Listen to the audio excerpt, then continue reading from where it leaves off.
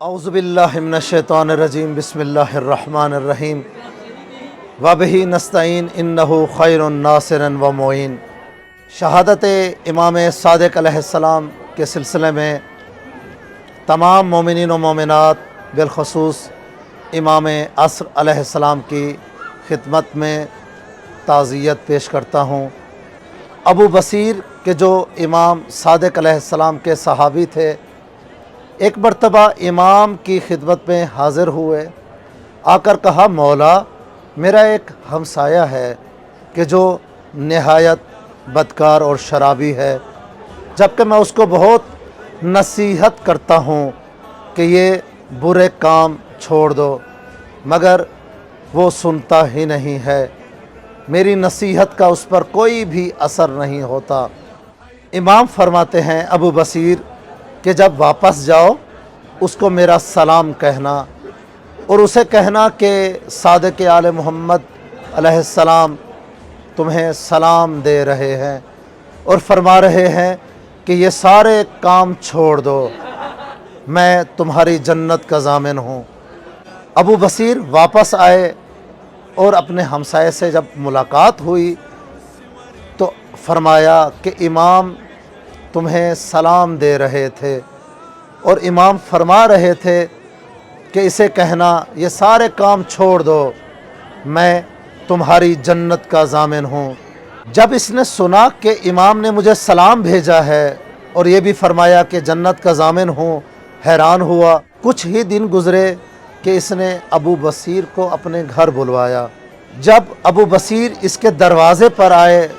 تو اس نے ابو بصیر سے کہا اے ابو بصیر اگر ہو سکے تو میرے لیے ایک لباس کا انتظام کرو، میں برہنہ ہوں۔ ابو بصیر اس کے لیے لباس لے کر آئے، پہنا اور کہا امام کی باتیں اور امام کا سلام میرے سینے میں اتر چکا ہے، میں نے اپنے گھر کا ہر سامان اور کپڑے گھر سے باہر نکال دیے ہیں کیونکہ میں جانتا ہوں حرام کی کمائی کے ہیں۔ اے ابو بصیر تم گواہ رہنا کہ میں نے سارے برے کام چھوڑ دیے ہیں۔ کچھ ہی دن گزرے کہ یہ ہمسایہ حالت احتضار میں آ گیا، اس کی حالت اتنی خراب ہو چکی کہ یہ مرنے کے قریب پہنچ چکا تھا۔ دوبارہ ابو بصیر کو بلوایا، کہتا ہے کہ اے ابو بصیر مجھے معلوم ہے میری زندگی کی آخری سانسیں چل رہی ہیں، اپنے امام سے کہنا کہ اپنا وعدہ یاد رکھیے گا۔